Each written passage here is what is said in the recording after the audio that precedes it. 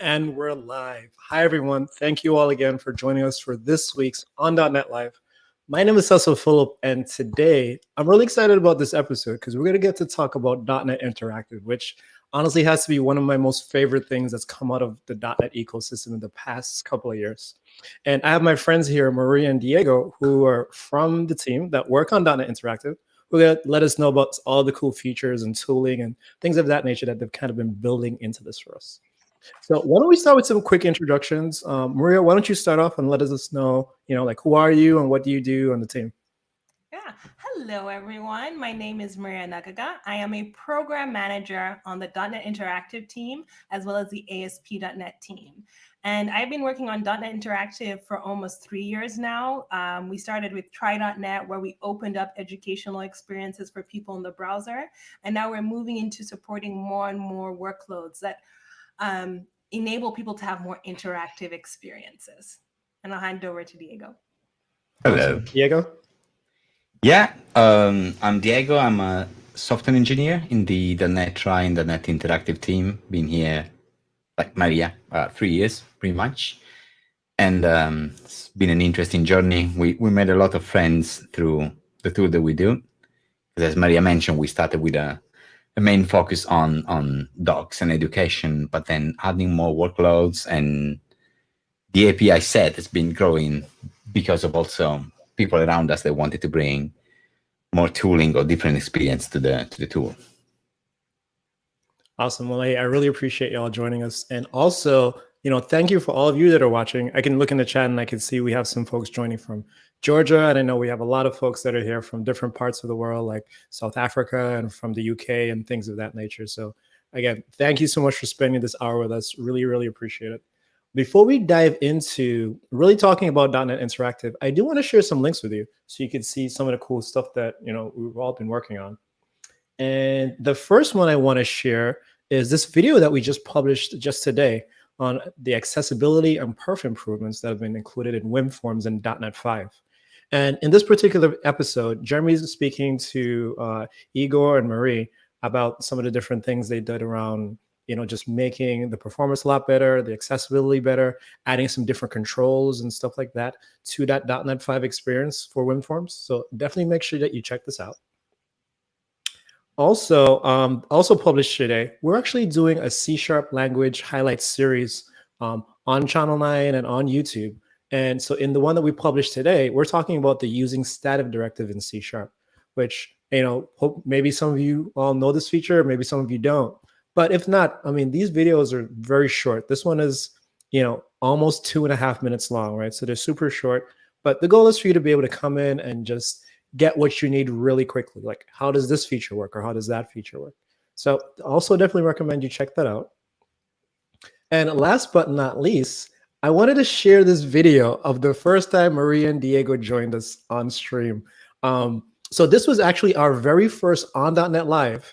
So, this one is very special and near and dear to my heart. I try to get a good picture of us all three together. No, it's really hard to do. I apologize. I tried my best to get a good picture with all three of us. I apologize, but this is what I got. But anyway, in this episode, we really spoke about, what is .NET Interactive, right? We like Diego was mentioning, he spoke a lot about the educational benefits and using notebooks. And I think we also had like a little bit of an IoT demo where we used like a PyTop device, which is really cool. But that was almost 9 months ago. Is that what it says at the bottom? Yeah, that was July, 2020. So I'm really looking forward for us to catch up today and kind of learn like what are some of these additional features and stuff like that you all have added to the tool. But anyway, that's it for me and links. And why don't we go ahead and just kind of dive into the topic now? Yeah. Now, Maria, when you were talking, you said you've been working on .NET Interactive for 3 years. Yeah. And it's funny because I feel like this is still such a new thing to me. I feel like a lot of folks don't know about it. And a lot of folks are still getting into that mindset of, oh, I can use .NET in this way. And I can have, an experience outside of Visual Studio where I could still be productive with the languages and the NuGet packages and the tools that I'm used to. Yeah. So I can't believe it's been 3 years. I was just thinking about it when I said it, because I think I pitched this idea originally in 2017 to Julia, and it really started with Try.net. So the older sibling to .NET Interactive is Try.net, and the goal there was, how do we bring more engaging developer experiences, specifically for people new to our platform, outside Visual Studio, right? And that started with docs.microsoft.com. Like, one of our first customers, we love them, one of our favorite teams to work with. And what they did was they enabled runnable snippets right in the browser. And that was, our first attempt into this space. And we used Azure container instances to run all of this stuff, so it was in a safe, isolated environment. And when Blazor came out, we introduced the ability to run things on the client side, which was really good for us because it saved our team quite a bit of money and allowed us to continue to provide this experience to people at with very low costs. And then we also ventured into offline documentation because we got a lot of feedback that, hey, .NET Interactive is Try.net at the time. It's really great, but what if I'm offline? And that's when we introduced the .NET Try Global tool, which had the concept of a backing project and a markdown front end. And we used regions to be able to suck the code out, like pull the code out of this backing project and run it in a markdown file. And people were able to run it locally on their machine. And when people saw this, they were just like, this kind of looks like Jupyter notebooks. Why isn't .NET in this space? And a few weeks after we actually announced the .NET Try Global tool, we're given a charter to actually build the .NET kernel. And for those of you who are not aware of a kernel, it's like a mini, and Diego can correct me if I'm wrong, it's like a mini engine that allows you to execute code within a Jupyter notebook file, or like also known as a .ipynb. Got it. And, was anyone going to say something? No. I was just agreeing with you. Oh, okay.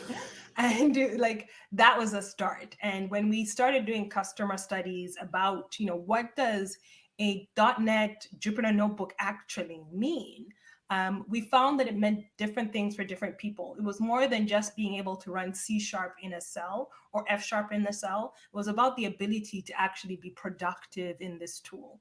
And that's when we actually came up with the idea of a multi-language notebook. So with the .NET Interactive experience today in Visual Studio Code and the Jupyter ecosystem as well, you can write C#, F#, PowerShell, JavaScript, SQL, all in a single notebook. And what I find really enriching about this experience is that you have the ability to share a variable from one language to another.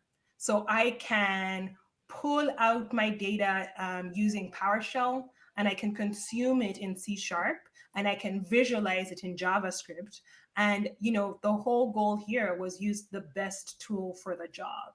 And today, as you said, when we showed you this the very first time, it was all in Jupyter notebooks. And a couple of things have changed since July. When I looked at that and I looked at where we are now, I'm really, really proud of our partners like the PowerShell team and the SQL team and our team and the amazing people in the Jupyter ecosystem who have given us so much feedback that brought us to where we are today. But since then, we've had new tooling with VS Code. We have richer IntelliSense, and I'm not going to give a lot of the, some of these surprise IntelliSense experiences away because a demo is going to ruin the demo. It's a aha moment. We have, SQL. You're able to just use .NET Interactive right now as an extension in VS Code. So you don't have a dependency on Python, right? Because before you'd have to have Jupyter installed, you'd have to have Python installed. And we wanted to give people a flexibility to just, not having to depend on other things just to run a .NET notebook. Yeah. I can imagine that outside of just students, I can imagine our .NET customers, some of our bigger companies, or even people that really want to get into that data science world and start exploring and, kind of messing around with information, with data. They're probably really excited about this because I can imagine them being like, well, hey, I already know .NET, right? And, Jupyter notebooks, when you think about it, it's usually like a very Python heavy landscape. Yeah. You know what I mean? You think about all the different packages like NumPy and Pandas and all these types of things that you're used to when you're in that notebook environment. But I feel like we have a really rich ecosystem with .NET as well, that it didn't grow up in that data exploration space, but still it works really well for some of these types of things. So I can only imagine we probably have a lot of customers and partners like you mentioned that are using these things, whether we're talking about like cloud folks that are running in the cloud or running on premises and stuff like that. Yeah, we have a couple of partners. One of them is Azure Synapse that are using it for their Spark.net.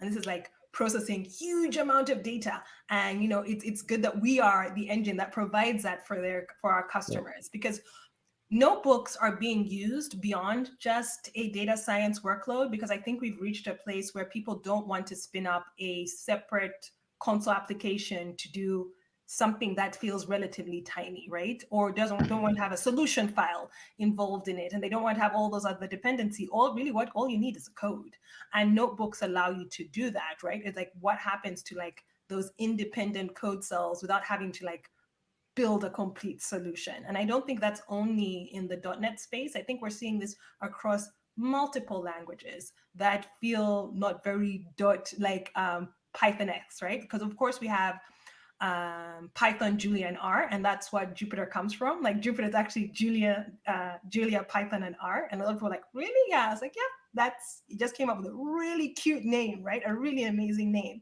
But you also have Scala is making a huge game in this space, making a huge bet in this space. I think we're going to see more and more languages beginning to notice that notebooks are a really good developer experience outside of an IDE or editor.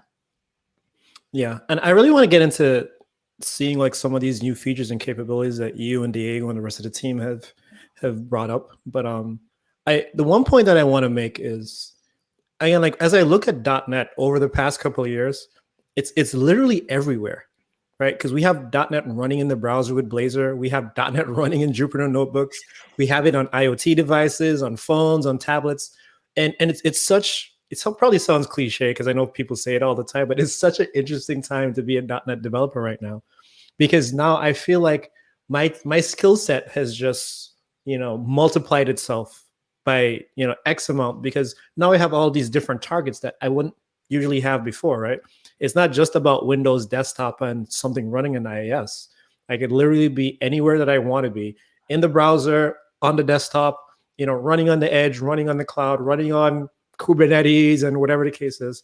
And I don't have to sacrifice, I shouldn't say sacrifice, but I don't have to like switch to learn additional languages and other things if I don't want to, which I think is amazing. Yeah, no, that's true. But and also that journey that you're describing, Maria was talking about the notebook itself. It's an interesting story because the term notebook comes from Wolfram. That was the mathematical notebook. They were the first one to come with the idea of, it mostly was symbolic calculus. So you're writing formulas, you're writing things, you run them, and then you want to see the evaluation, just really like a notebook, but it's interactive. So that's where the whole thing started. And Python, on the other side, brought this idea of the interactive Python. So you don't need to create the program up front. The REPL experience, you start sending things, and then all of the things built up. And that's where at some point you end up with the Jupyter ecosystem, a very neat, simple, clean interface, a powerful language able to do most of the workloads, and then people were using that to share and explain findings with others. So it kind of became like the executable version of a PDF, mostly adopted in research. AI, machine learning, data processing, statistical analysis, biocomputing, and so on. Right. And that's where everything started. But then at this point, that's not an ecosystem that was designed with in mind a few other aspects that are more closer to enterprise developers. So, and also at this point, there are two paths. When you're talking about the interesting concept of learning, there is, when I share results with you, is to share the knowledge I have reached at some point. I give you my artifacts, you read it, you run it, you play with that, and now we communicate in my findings. But as we were progressing, usually the .NET developer, there is the how do you learn? And that's where the .NET Try was coming from. And the .NET Kernel, they started becoming the tool where people are learning about integration. So now you explore data, but you also explore API. You explore packages, you explore systems, and you're gonna see quite a few interesting things that have been contributed by team outside of ours, like how do I play around with ASP.NET, right? The classic job would be open Visual Studio, create a solution, make sure you create a project depending on what you do, and the ASP.NET API. You start building your controller, so you got quite a little bit of code by the time you build in that get handler.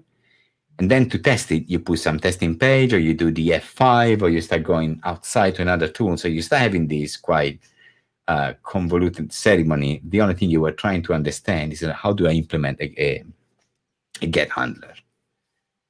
And that's where we're trying to go. And that's where we a lot of our user and partner took .NET Interactive.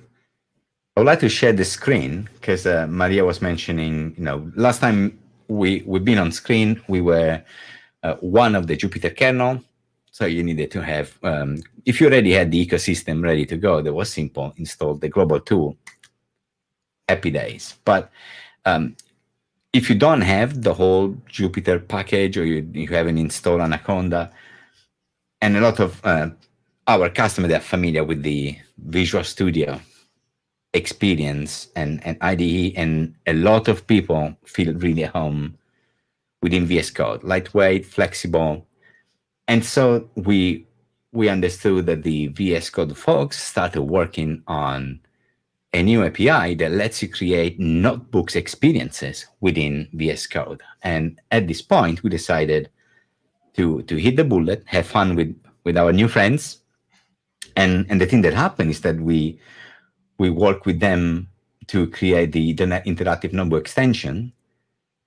And right now, if you got nothing and you want to get started, as of today, you need to install .NET SDK, Visual Studio Code, and then install the extension, and we're off to go. There's all the instruction.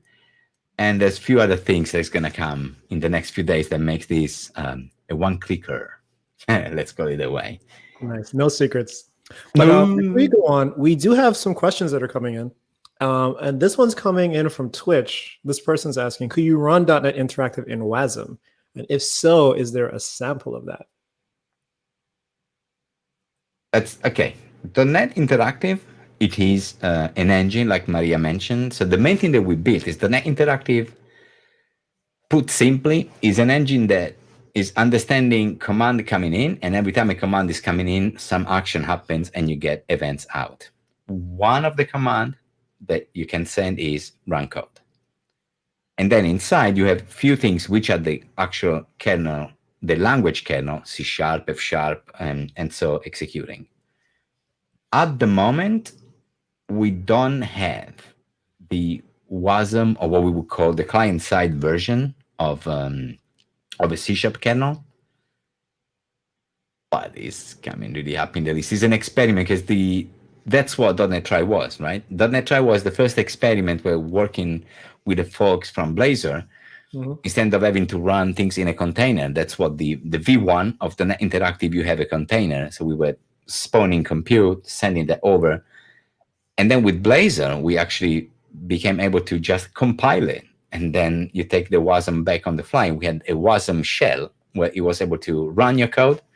Once it's compiled, take it back and execute. So you could see this going in the V2 of the version, where you actually end up with at least the .NET language part, or at least C# as a WASM execution. So fully on the browser, no tooling, no installation, besides bringing down a few content through the browser. So that's on the roadmap.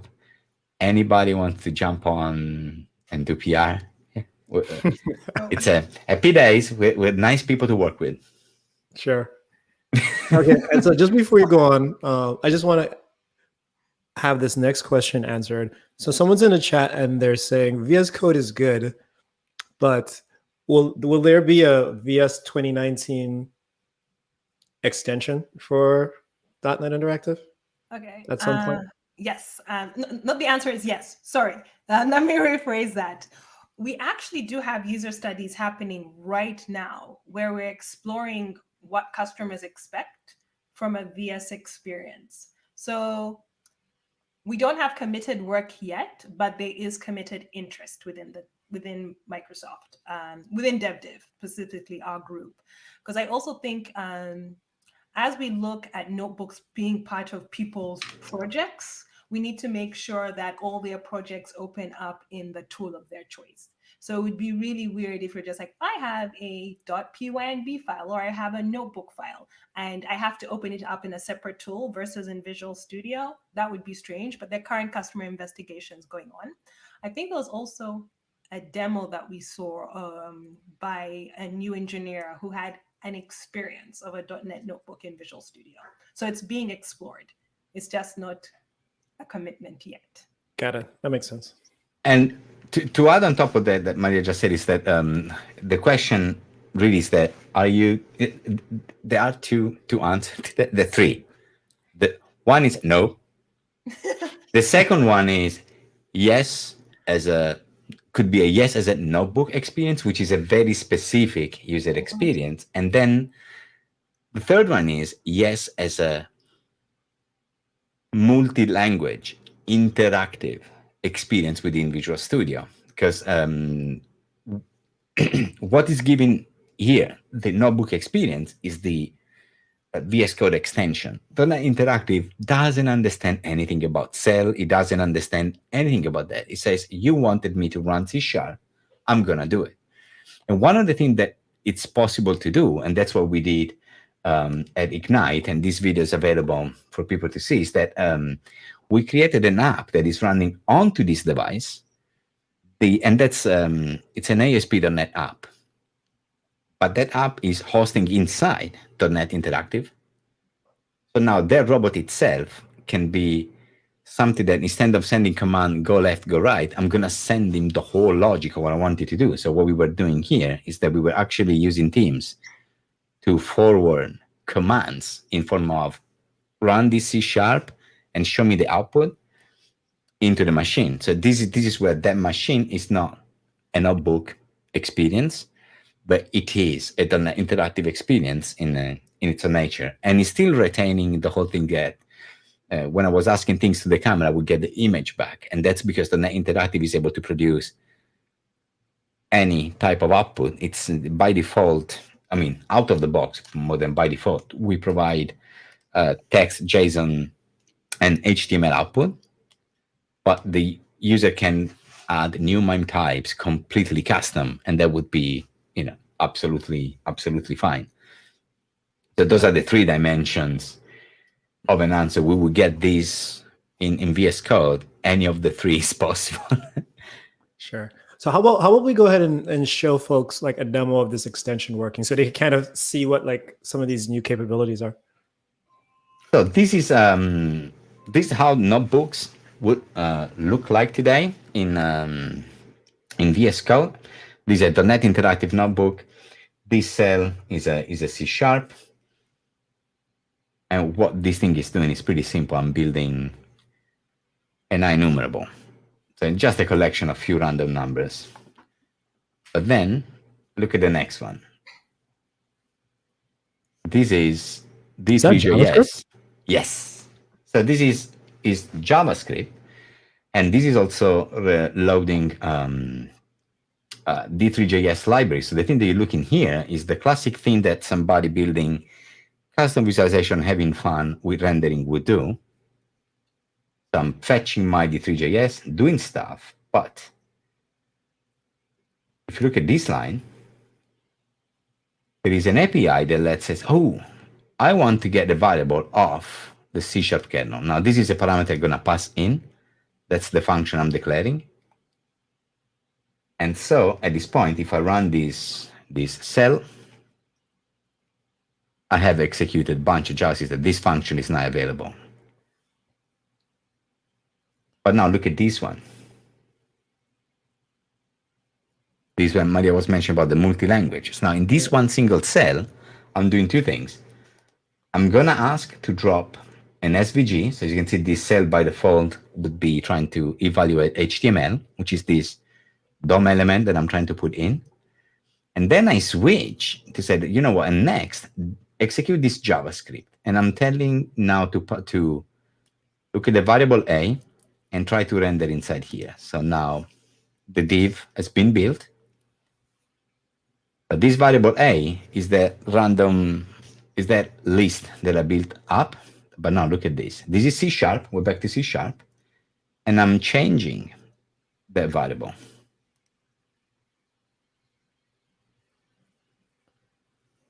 Wow. So when the both of you first talked to me about a multi-language kernel, I was like, oh, okay, it can run different languages. I get it. But now I feel like you're doing a lot more than just running different languages now.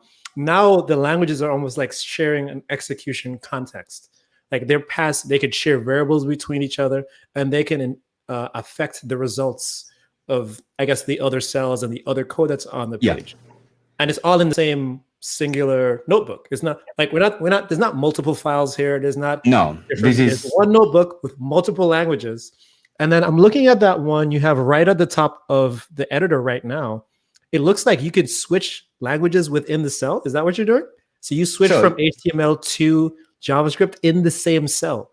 Yeah, let me show you that. So usually, more often than not, you will have one cell, one language, and that's where these selector comes into play, right? So that's when it's the C#. But I could really just do, that's the intelligence for you. So this thing is finding out what kernel, what language I can support. So you see intelligence is telling me, you want to probably use F#. Yes, I want.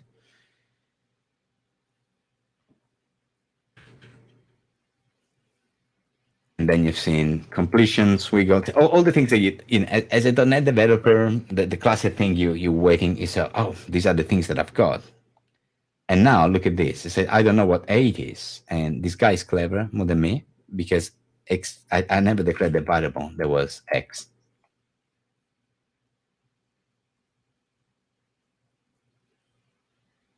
And then you can see that he's printing that out. Nice. So as a developer, I'm always curious about what's happening under the hood, right? I can't help it. It's just kind of the way I'm wired. And I'm curious, what's exactly powering that IntelliSense? Is that Roslyn? Is that is that OmniSharp underneath the covers? Like, how are you able to get that rich information within a notebook? Yeah, so we said that at the core, .NET Interactive only understands commands and gives you back events. I mentioned the submit code, which is how you ask him to run. But we also have commands that are not opinionated about the engine, like I said, Roslyn, OmniSharp, whatever that is. There is a command that says, oh, you know what? Given this snippet and given this position, I want you to give me back an overtext value for this. So there is a command that is asking for, give me overtext for this cell at this level. Give me completion. Give me signature help, or give me diagnostics. Now, when that command comes in, this language, which is either here or is the one here in the command, is telling where they should go. Inside, we have more than one kernel. We go F#, C#, PowerShell. So this one is going to ask F#, and F# is doing that through the FSI. So it's not a Roslyn language. When you're doing C#, that goes to Roslyn. When you do PowerShell, you ask him PowerShell, and where the thing becomes even more interesting. And if I now switch to PowerShell, instead, if I ask for completion, this is using completion from my hard drive. Oh, that's awesome. The completion, because if you are in PowerShell, you are expecting that to complete like PowerShell would do. Right. So now the intelligence here is actually PowerShell is using his own way of doing it. So each kernel that user contributes, and now you're going to see when we switch over things like the SQL, they opt in as much as they want with the type of services that you want to give. And, if you handle a get signature request, now you can provide that information back. So it's down to... I think this PowerShell example, it kind of goes along what we came to talk about, right? I think this goes beyond data exploration at this point. Because when I think about what people use PowerShell for, I can imagine I have a notebook full of, provisioning scripts to like provision my Azure environment, or to inspect logs, or to do, some type of infrastructure as code, again, provisioning or analysis or something like that. But instead of me having like a script file or, a PS1 file or something, I have an entire notebook that's giving me IntelliSense. It's giving me like this rich environment that I could explore and create these things in. And now I could share these with other members of my team or whoever it is that I'm working with. And there is another thing also, a language is not just, you like something, you have a comfort zone, right? My comfort zone is C#, and everybody's got his own, soft spot where it is easier or you're more productive when you are in that zone. But there is also the fact that some language is more concise or better at expressing some stuff, right? Now, let me show you this. That's where things becomes interesting. Now, imagine I got this variable, which data is an array, 2 numbers, 1 and 2. And this I was saying about the formatting. So as you can see, this is an array, but instead of doing the 2 string, as you would get, this is by default rendered as a table. So you can see the index and the value. But now I could do this. I remember how to do it. We have a few commands. One of them is share. And what share does is that it's going to let me decide, oh, you want to share, I want to share a value from C#. I want to give it to F# so that I can keep on going on. And in this case, it's an easy task because both being .NET languages, I'm actually able to share the same reference. So now it's beautiful. It's full memory sharing. So from C#, and now that's the beauty. It's going to show me A is the collection that we did above. Data is the one I just declared. So IntelliSense of this, which is what we call magic commands or custom commands or directive that can be customized by user, also participate in the IntelliSense things. So they don't belong to any language, but when you are on a line that is a magic command, the request is coming in to get IntelliSense for that, and then we find out who that is, and then we use underneath the hood. This is powered by the system command line libraries that we've got in the .NET ecosystem, and that's giving you is actually what you would have done as a help on a command line or a CLI tool. That's leverage the same technology. So now the most important thing is that I want to do that from an F# cell. I do that, and now look at this. I'm in F#. Let's do IntelliSense. Now data is to me accessible within F#. And then I can start working on it. Now I'm not really that good with F#, but. So are you saying that if I want to share data, I have to use that directive, or? The thing is that each kernel is got its own isolation. So name of variables and all those things, they belong to each space. In Onnet Interactive at this point, the share command lets you say that I have a variable in a space. In this case, is C#. I want to bring that name and its value inside F#. So the share command, it lets you explicitly cross the boundaries. And then again, I think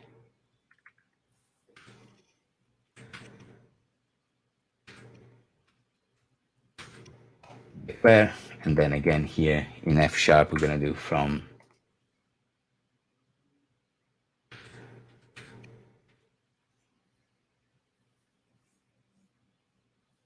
now you're really sharing those things between the two names. So now it's a value that you can move. So imagine now this is just a string. It's not interesting, but if you were doing something more complex and you loaded something through an API that is easier to consume in C# because it has been built as a pure object-oriented kind of system, you load the data through that middleware, you move over to F# because then you start using TensorFlow.net or a few other cool technologies that are more geared towards functional approach to data manipulation. You do whatever you need to do, and there are no copies at this point if you are in process.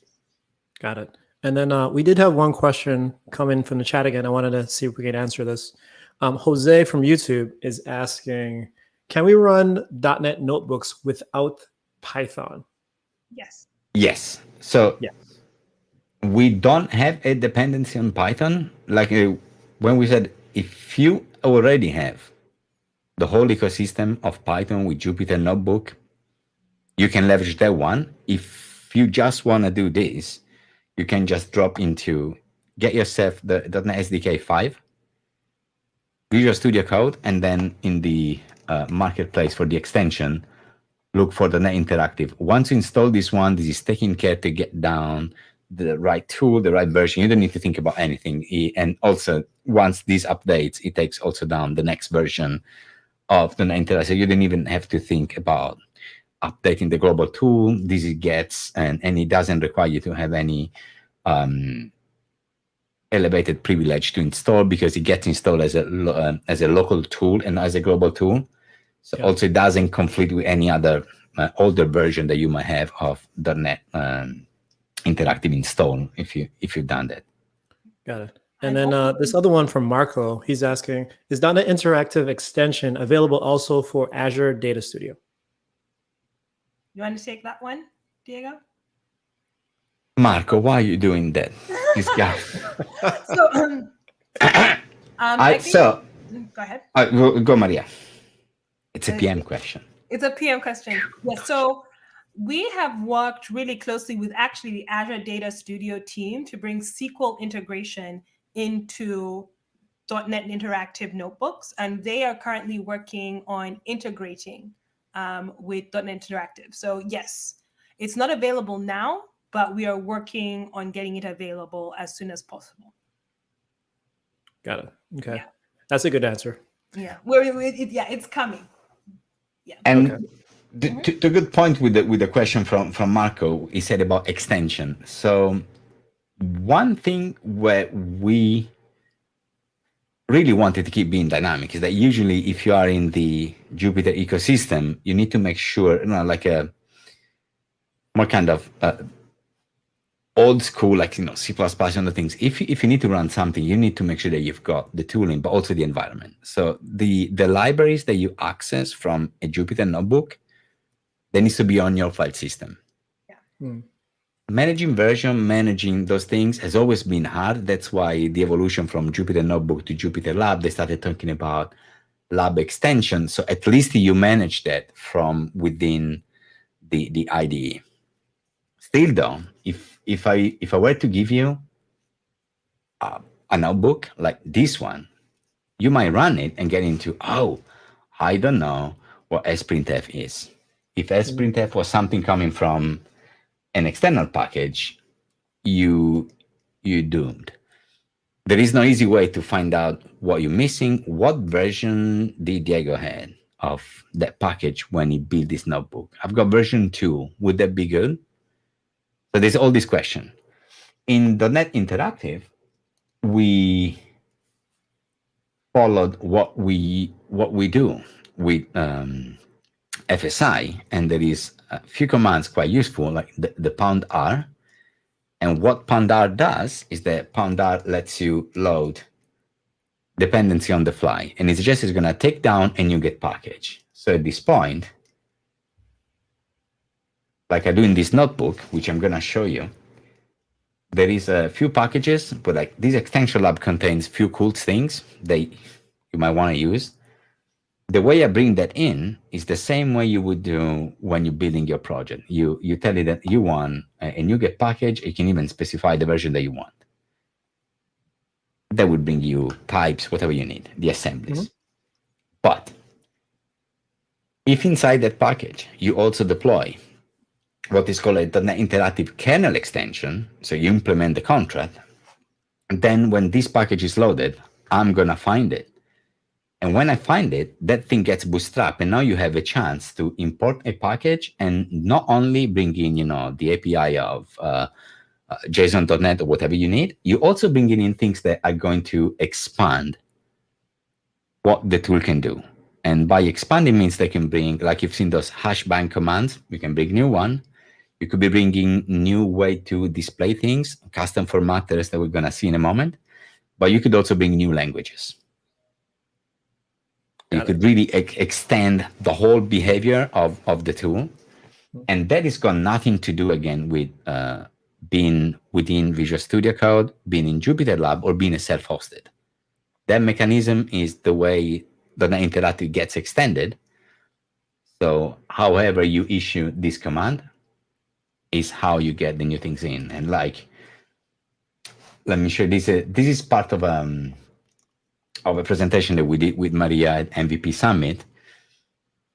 Well, it was a very good performance, a very good actor. So I'm gonna get, yeah, I'm gonna get my / award, like in Zoolander, actor / developer, and not the other way around award. And what happened here is that I loaded the DLL. That DLL contains types, normal things that NuGet package would do. But all these messages, because this package contained extension for the .NET Interactive. This one brought in a new command, and then you can even provide a little bit of information what that would do. Mm-hmm. But this one is another new command. Then this one is bringing a new language, which is called Mermaid. This was an exercise. Mermaid is a language that, given some form of markdown, people can go and have a look. Given a markdown, is able to render the markdown as different type of diagrams, graphs and stuff. Yeah, it's mostly based around diagrams. So you go interaction diagram. I'm thinking like the ecosystem of like a UML kind of space. But one thing that I'm going to show you that I love is that we created an extension where, given a type, you can ask it to explain it. So it's going to generate the UML of that type and its hierarchy of types on the fly. So you can visually look at what a class look like from. Got it. And so yeah, we got a bunch more questions. Every time you all come on the show, there's always all these questions I got to sift through and be like, okay, let's see if we can get these. Okay. Now, a little bit earlier, we had a couple questions around ML.NET. I don't know if y'all can answer these or not, but I mean, if you can't, then it's cool. No, we can. So Jose here is asking, does ML.NET need a TensorFlow to do deep learning? I don't know if you could answer that, Diego. So ML.NET can do two different things. That TensorFlow is one of the backend for doing deep learning, and ML.NET does quite a few things, including ONNX and TensorFlow. So those are, when you start building your models, you need a runtime. A little bit like Keras doesn't really do anything. He needs behind the scene scikit-learn, TensorFlow, ONNX. So ML.NET is something that sits on top of TensorFlow. Yeah. If you have model that have been designed for TensorFlow, you got a couple of options, which is, of course, you use TensorFlow.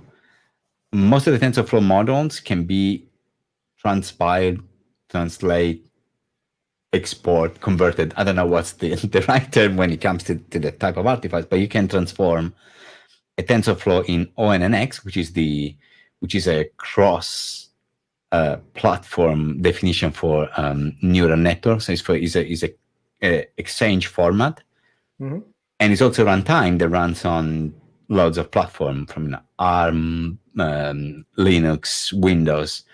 I think there are also services like in Azure where you can just submit your model and they can run it for you. So all the scenarios. So you need it if you want to do TensorFlow, but you don't necessarily have to have the binding. And then also it depends on what's the target of what you want to do.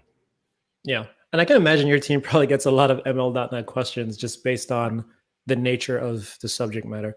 I want to ask one more question before I let you move on. This one is coming in from Twitch, and it looks like Sox Nation is asking, hello, is there an entry point / sample or similar if I would like to create a WPF control with .NET Interactive with IntelliSense?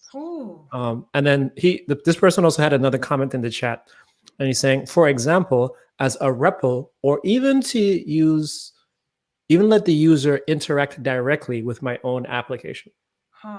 Okay. Oh, look at this. I'm guessing he wants a control to embed into a desktop He wants an application interactive that uses control .NET embedded Interactive into for Interactive. some scripting capabilities and such. I think we have a. Do we have a? Let's assume that somebody goes onto the repo. Just saying. And imagine you click on sample, and imagine somebody did a WPF embedding. Oh. So now this is an interesting. This is being contributed by a friend, and what this one does is actually. I hope is in the line of what. I don't know how to pronounce it. SOS. The SOS dude. What this thing is gonna do is that if you look at I think it's in the main window. Let's double check. But what this one? No, of course it's not.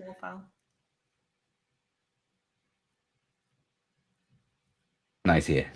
So what this guy does is when the WPF app is coming up, and this is a very interesting tool, is Kevin Boost that he did this sample, and there is a Twitch that you can see. But what he's doing is actually taking just the C# kernel. So he's not interested in all the hierarchy and all the other languages. So he's bringing in C#, and then is injecting, this is the thing that I love the most, is injecting this application itself as a variable inside the kernel. And the name is app. And then is bootstrapping this using, as a way to connect a name pipe. But there are a few other things that we do, including SignalR. And what this one lets you do is that you actually then open VS Code, you run this app, and then there is a command called, and you will find it in if you run this code, will connect you. But the main point here is this. This command will connect the kernel that is running inside your VS Code or Jupyter, if that's what you're doing, to the application. And it's gonna call this new kernel WPF. At this point, every time you start with #bang WPF, like you see me doing #bang C# sends command to C# kernel, #bang WPF is then wiring the commands off to the WPF app. And what this thing is doing is that from the VS Code or whatever you're using as an IDE, it starts to change the appearance and the style of the window. And then this way it becomes even more fun, is changing the layout, and then is building on the fly a view model, and is putting that as a view model in his app. And then it's changing the view model text, and because of the binding, this is now making the I think it's the title. It's the text value inside the grid is gonna change. So pretty much yes. So they could do it if they wanted to. So well, you can even just go and play and have a look and take you wherever you want. Yeah. So head over to the repo. So I'm guessing that's github.com/.net/interactive. Yes. And in there is a sample directory with like some stuff that you can go ahead and check out. We have some folks in the chat that are asking about SQL. Can we run SQL in .NET Interactive? Is that the thing that's supported? No, it's not supported. Yeah, we can show you that. Let's run. Look at this. Yeah, this is what's gonna happen. So let me run some cells. So because this is an interesting notebook, because we were simulating production issues. Mm-hmm. So what I'm gonna do here is that I'm gonna load. I need to load few things. These are JSON files that are gonna they come from here.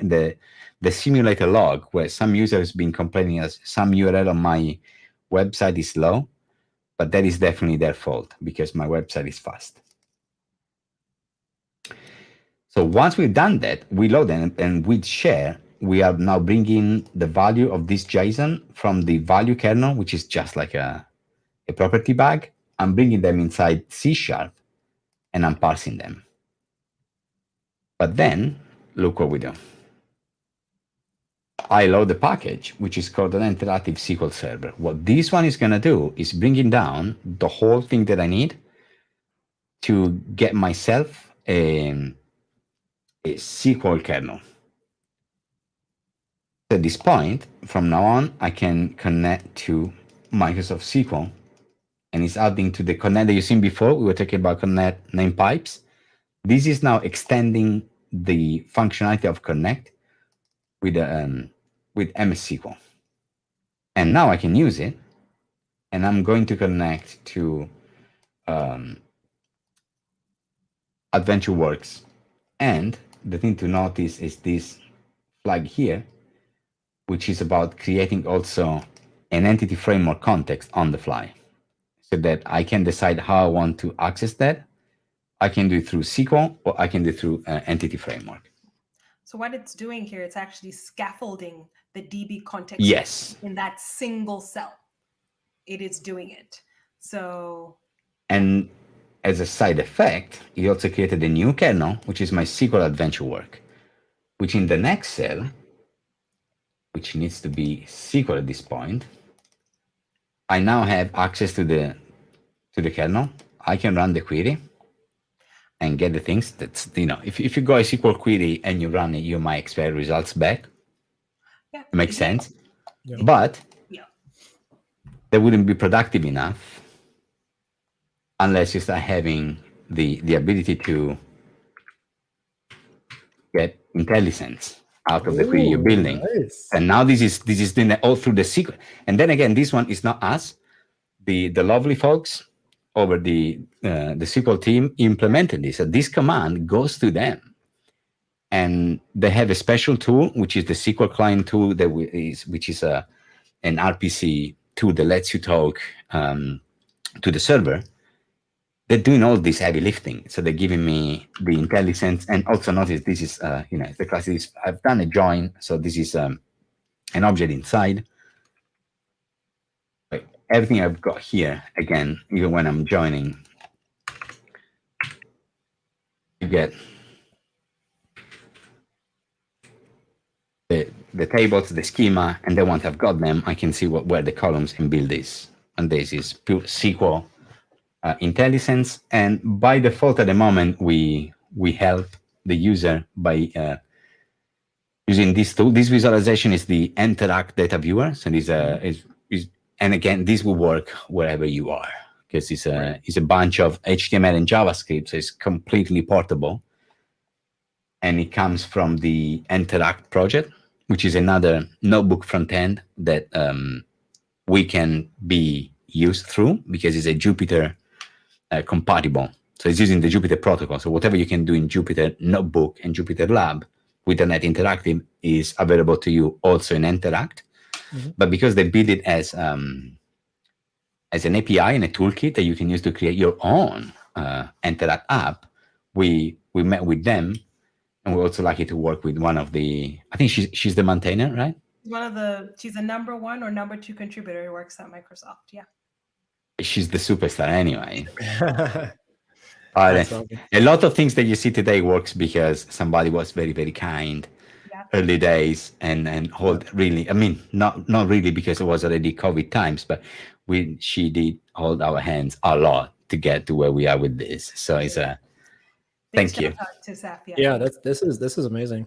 I think one of the things that really stands out for me with just everything that we've been talking about today is, one, not just the kernel and like some of these experiences that we've seen, but I think what's really shining for me is how extensible .NET Interactive is. Yeah. Like there's just so many, like you pull it in, you get package, you have SQL support, you pull it in, you get package, and you have all these additional commands that you could use and capabilities to connect to different things. Yeah. And for me, I'm really interested to see what, the folks that are watching, and whether you're watching live or watching the recording later, I'm really interested to see, like, what are you going to create with something like this, right? Like if you had your own tooling or your own connector, like what would it do? Would it be like connecting to another database, or connecting to, I don't know, Redis or Mongo or Cassandra, or, working with different types of mapping tools and things like that? Like, I'd really love to see what folks create with this. Yeah, I almost want to challenge you. Like if you're watching this and you're looking for, I don't know, like a hackathon project or open source thing to contribute to, or, maybe you just want to get your hands dirty and just like, like put .NET Interactive to the test, right, and see what it could do. I'm really curious to see what some of the different extensions and stuff that y'all create would probably look like. I'm really looking forward to that, because when we announced the SQL support, I think the weekend after, someone built a Razor extension. Yes. Right, and they did it in under a weekend. And we have the I don't want no more spoilers, because I'm worried I might spoil anything, so I'm just going to keep quiet for a bit. No more spoiler, but let's the only one that cannot answer this question is Marco. So don't spoil it for the people. But how big do you think it is, the JavaScript kernel? Number of lines. Number of lines. Yeah, go for it. 5,000 lines of code. Exactly, 5,002. Is it? You serious? No. The kernel itself, which is doing a couple of very interesting things, is the immense size of 40 lines. Get out of here. Stop playing. There's also 2 comments, so I would say 38, but then you got some white lines. Get out of here. I think, like, do we have the PowerShell kernel? The PowerShell kernel is also a pretty small amount of code. Oh yeah, PowerShell is very big. You're not even trying Cecil anymore. I'm not gonna guess. I want to see how much code this is. PowerShell is huge. Yeah, it's gigantic. You ready? Yeah, let me see. Come on, throw a number. You say 500. How much is this guy? Okay, so it's PowerShell. I'm gonna guess PowerShell. this is really small. I'm gonna go with 30. No, it's 200. Oh, is it? But but it's relatively easier than people think, right? It's actually 300. Oh, it's getting 300. Okay. Okay. Not bad. But this one, think about it, they implement the whole set of functionalities. As you can see here, they are providing you diagnostics. They are providing you with check for complete submission. And they do a couple of very clever things. You can use the PowerShell to either run locally, or since we're here, this thing can also run as an Azure PowerShell. So you can use this one to connect to Azure. Yeah. You don't leave your seat from the comfort of your home. Use PowerShell in the cloud, and then they do diagnostics, they do completions, and of course they do run. Oh, and also they can share and get variables with the other kernels. So they participate in the game of the hashbang share and other things. So this is one of the most. This is a full-on complete kernel contributed by an external team. But to bring the whole PowerShell power to this, including the Azure PowerShell, is 300 lines of code. But that's still pretty good for an entire kernel. Like when I think kernels in general, I always think this is going to be a really complex piece of software. It's probably going to be hundreds and hundreds of files and lots of lines of code. And just kind of browsing this as you are right now, this looks very readable and very approachable. So again, if other folks want to implement your own kernel, you know what I mean? Like it looks like just coming into the source code and just browsing through the currently existing ones is a good way to kind of just see what other folks have done and how they've implemented it to implement your own too. And it is really an opt-in, like, if you want to extend, if you want to get more functionality, you start bringing this, I can also handle diagnostic and do completion. If you do this one, which is what the JavaScript is doing, that's more than enough. It means you can handle running code, which is what we do with the MLnet kernel. The only thing that I do is that one. But now look at this, and this is the thing that I love the most. But so the lovely folks at Microsoft Research, they've done tons of very clever and very advanced visualization that maybe some of the folks have seen through things like Power BI and the likes. The one that I really love is Sundance, and this one is now another way to explore data set, where it's building for me the whole full 3D, if I need it to be, graph, and it can really handle quite very interesting things. I can apply filters, isolate, slice and dice, and keep on going over. It's a very interesting tool to Yeah, I explore love how data. interactive this is. Yeah. This is an incredibly rich tool from the, as Diego said, it's built entirely at Microsoft. It is open source. Yes. From the Sundance community, they're an amazing team. Their visualization is amazing. Like they've done a lot of good work here. So give it a try and let us know what you think. Is there anything else? And then again, this is something comes down very easy, and we got also external people like somebody was asking about plotting. There is Plotly, which is a very famous and common framework that probably especially Python folks or people that have been working in C# and all like that, they know. And they have built a Plotly.net extension and also a Plotly.net interactive extension, so that people can just consume the library in Onnet Interactive. Yeah. Nice. All right, so we do have one more question here. Yes. I want to ask. I lost it. Hold on, I'm going to find it. Right, Jose really wants us to answer this question in chat, so I'm going to put it back up. And he's asking, is C# plus ML.NET plus C#, and I'm guessing C# is like the C# version of SciPy, the Python package. Is it faster than Python and the respective tools, since Python is interpreted and C# is JIT compiled or even AOT compiled? So Diego, I don't know, you or Maria, I don't know if you all have any benchmarks. We do not have benchmarks there. It really depends. For that question right now. Okay. It really depends on a lot of things. It depends also what you touch, because a lot of things like in the Python ecosystem, when you're like TensorFlow, usually people, when they name this TensorFlow NumPy, they're actually very, very performant, because underneath the hood, they're actually a Python surface into a very, very high performance, low level C and C++ runtimes. C# and the TensorFlow.net, they don't do anything better. So at the end of the day, they go through the same native binding. And the same is even ML.NET. It brings down some native runtime for ONNX, TensorFlow. Yeah. So when you get down to that level, it's your machine. Yeah, because at that point we're talking, do you have CUDA or GPU acceleration? So it's down to those things. So the actual runtime gets down to that.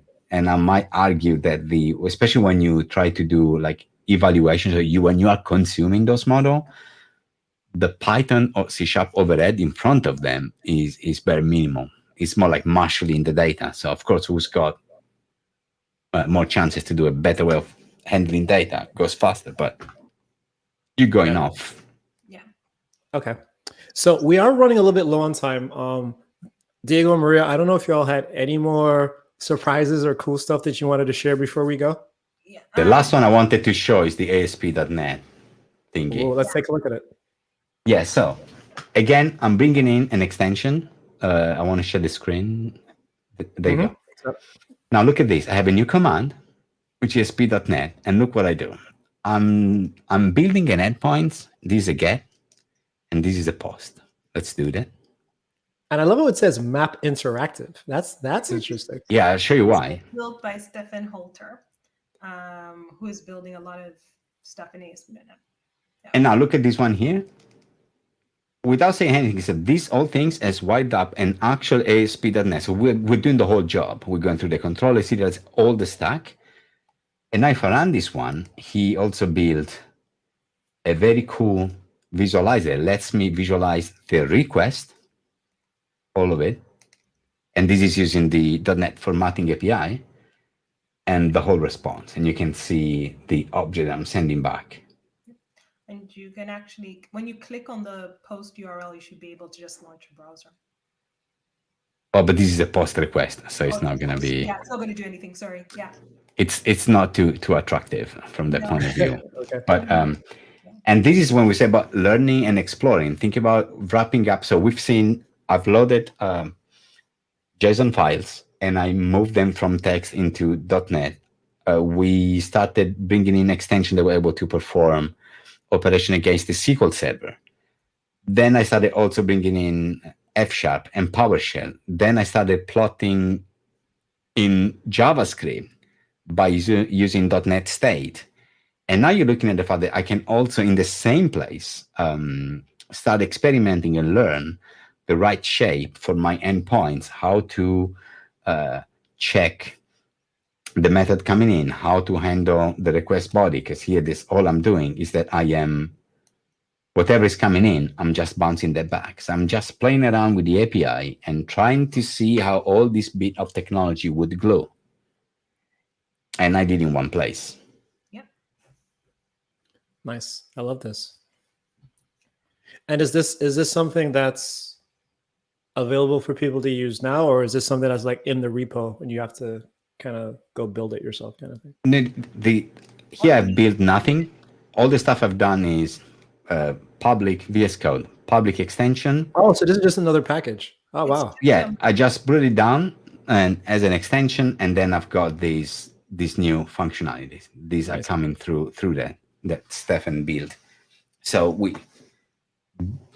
and that's, again, I give you this, and this is enough to really run it, and whatever you need comes down. So it makes it easy to have a concise way to describe dependencies, intention, and look at my results. So it's a very powerful scratchpad. And then if you needed to load a file, we got quite a few examples where when we talk about polyglot, if I got to download things, I go with PowerShell, and I use PowerShell the same people would do on Linux, you with the curl to download stuff. I use PowerShell because it comes in the box and it's cross-platform. So if I give this notebook to a user on a Mac, and I had the PowerShell line to download stuff, that will apply, because it's completely cross-platform, including those system call, if you want. I don't need to think about where I am and switch between Bash or PowerShell or command prompt if I need to do.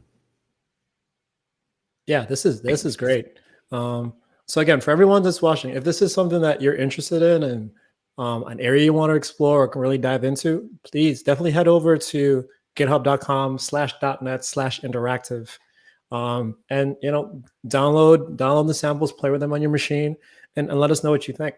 Like if this web API / ASP.NET sample looks like something that you want to play around with, like try it out and let us know, like, what are some of the other capabilities you'd love to be able to do in this interactive environment, whether it's open API support or testing your APIs locally, or using your notebook as an HTTP client to like call external APIs, whatever it is, right? Like, just let us know, because I think what's important to see here is that, again, like, this tool is ridiculously extensible.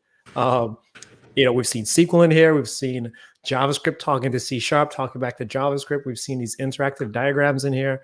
We've seen tons of being able to pull in NuGet packages to add different commands and things of that nature. So I think at this point, it kind of feels like sky's the limit at that point. You know what I mean? Like, we're shooting for the moon right now. So exactly. Whatever it is that you want to add to it, or whatever it is that you'd love to see us add to it, definitely let us know. Yeah, absolutely. Now, that being said, Maria, we are really over. We gotta let people go home. Yes. But thank both of you for coming on, for sure. If people want to reach out to you and learn a little bit more, and just be able to interact with the team and just share feedback and conversation, like, what do you think is some of the best ways that they could do that? So definitely my Twitter is a great way to reach me, as well as our GitHub issues, right? So try us out, give us feedback. Your feedback has built the .NET Interactive experience. Like, everything that we've built here has been driven by our community. So go over to our repo, try it out, open issues, ping us on Twitter. And if you're looking more for the SQL stuff, just do a Google or Bing. Oh, there's also the Discord. Sorry, there's the Discord. We have a Discord which you can reach on our repo. And if you're looking for more of the SQL stuff and the experiences we have there, just do a Google or Bing search for SQL.NET Interactive, and it will be the first search as well. Yes. Awesome. Yeah, and it looks like we have some folks that are downloading it right now. So there you go, downloading and testing right now, which is that's should be beautiful. That's exactly what we want y'all to do. Exactly. So, and if you don't know what to do on Friday, if you really want the best weekend ever, Friday 5 o'clock, before your beer, your drink, you want to check if there is an update for the .NET Interactive, and then off you go. I love it. I love it. You should try it. I do every week, and when it's not there, I have the power to release my own update. Just I saying. love it. I love it. I love it. All right, man. Well, hey, thank you all so much for joining us. We'll be back again next week with a different topic. I think next week we're going to be talking about code spaces, GitHub code spaces. So if that's something that you're interested in, definitely make sure you are back here next week at 5 p.m. Eastern Standard Time for another On.NET Live. All right, everybody. Have a good afternoon. Look at that. I'm just saying. All right, are we out?